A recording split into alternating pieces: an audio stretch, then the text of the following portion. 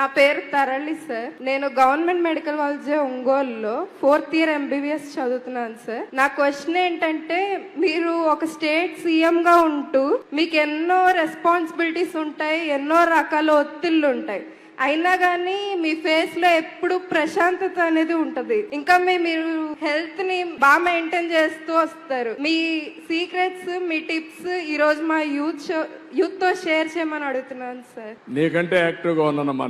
నువ్వు స్టూడెంట్ గా ఉన్నావు. నేను నిద్ర లేసినప్పటి నుంచి పడుకునే వరకు పనిచేస్తానే ఉంటా. ఇప్పుడు యువత ఉంది, కొంతమంది ఇక్కడ ఉన్నారు, పిల్లలు ఉన్నారు. మీకంటే ఎక్కువ ఆలోచిస్తా ఉంటా దూరదృష్టితో.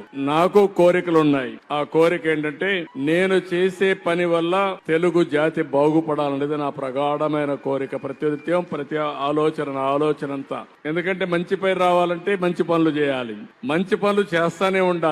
లేకపోతే మీరు మళ్ళీ మర్చిపోతారు. ఒకవేళ అన్ని పనులు చేసి ఒకటి చేయకపోతే, ఇవన్నీ చేశాడు ఇది మాత్రం చేయలేదని చెప్పి మళ్ళా తిడతారు నన్ను. కాబట్టి మీ దగ్గర మంచి వాడిని తెప్పించుకోవడానికి నేను అనునిత్యం పనిచేస్తున్నాను. కానీ మా ఆడబిడ్డ అడిగినట్టు, డాక్టర్ అడిగినట్టు మీరు గుర్తుపెట్టుకోవాలి, మనం తినే తిండి, మనం చేసే ఆలోచన చాలా ముఖ్యం. మన ఆలోచనలు గాని కరెక్ట్ గా ఉంటే మీ ఆరోగ్యం కూడా కరెక్ట్ గా ఉంటుంది. మీ ఆలోచనలు తప్పుడు ఆలోచనలు ఉంటే అక్కడి నుంచి ఆ ఆలోచనలు తప్పుడు పనులకు వెళ్తాయి. అక్కడి నుంచి తప్పుడు పనులు చేస్తే మీకు తెలియకుండా మీలో టెన్షన్ వస్తానే ఉంటుంది.